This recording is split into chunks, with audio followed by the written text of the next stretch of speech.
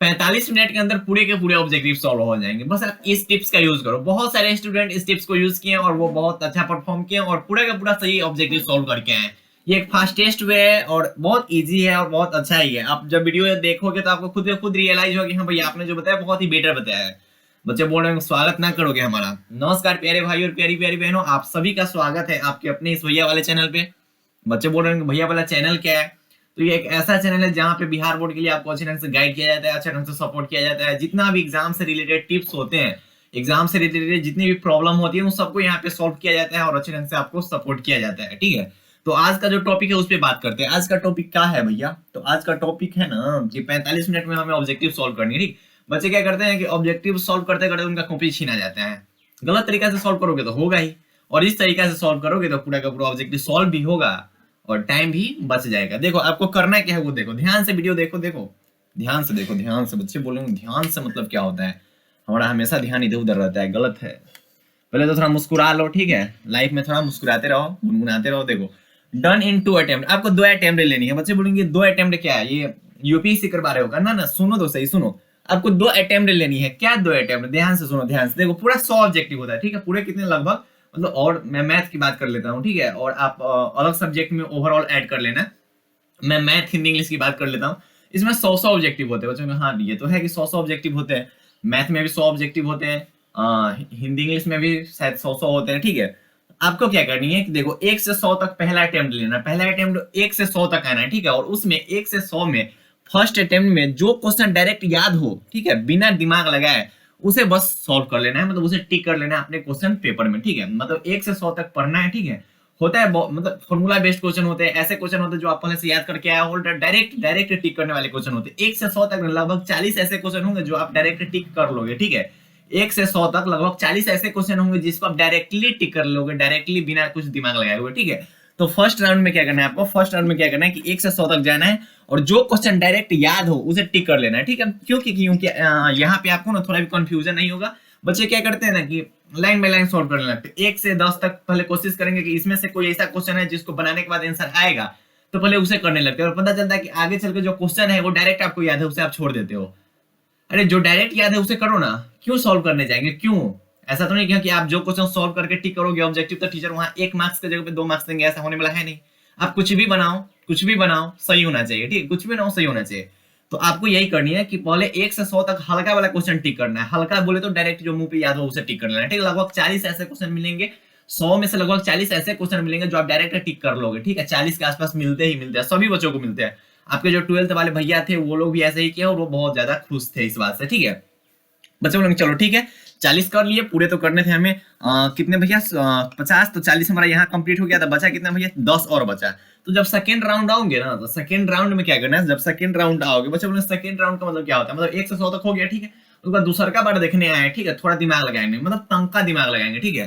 तंका दिमाग लगाने वाला क्वेश्चन देखो ऑब्जेक्टिव में होता है। एक होता है सबसे इजी, जिसको बोलते हैं फर्स्ट राउंड। उसके बाद थोड़ा मॉडरेट, मतलब थोड़ा उसमें आप दिमाग लगाइएगा। एक और होता है उसमें, ठीक है, जो थोड़ा ज्यादा दिमाग लगाना पड़ता है और ज्यादा वो टाइम कंज्यूमिंग होती है, लेकिन आपको उस पर ध्यान नहीं देना, आपको 2 ही राउंड में देखना है, ठीक?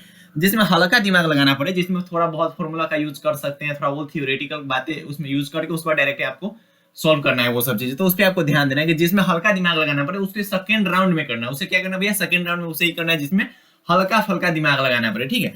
तो इस सेकंड राउंड में बचे 60 क्वेश्चन आपके पास।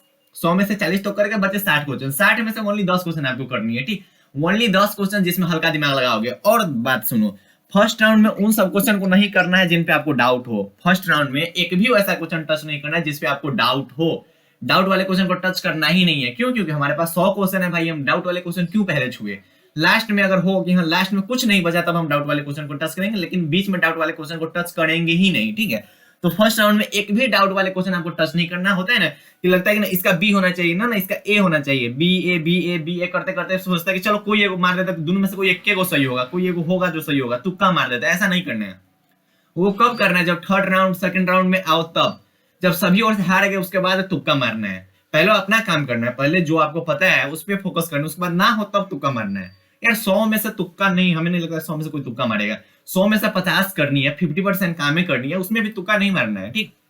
तो फर्स्ट राउंड में आपको 1 से 100 तक जाना है डायरेक्ट जो क्वेश्चन मुंह पे जबान पे याद होगा उस क्वेश्चन को टिक करते हैं, उसको सेकंड राउंड में जब आना है उसमें जिसमें हल्का दिमाग लगाना हो उस क्वेश्चन को टच करना है। अगर ऐसे कर लेते हो तो 10 क्वेश्चन यहाँ से अगर आ जाएंगे तो आपके लगभग 50 ऑब्जेक्टिव सॉल्व कर ले जाओगे, और बिना डाउट वाले 50 ऑब्जेक्टिव सॉल्व करोगे। अगर बिना डाउट वाले 50 ऑब्जेक्टिव सॉल्व करोगे तो फिक्स है कि 50 में से लगभग 50 सही होंगे।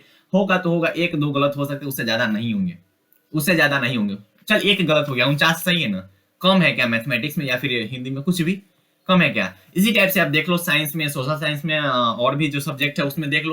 लेकिन मैं यहाँ पे समझाने के लिए यहाँ पे 100 ऑब्जेक्टिव का लिया हूँ, ठीक है? उसी टाइप से आपको सभी सब्जेक्ट में करनी है, फर्स्ट राउंड सेकंड राउंड ऐसे करना है।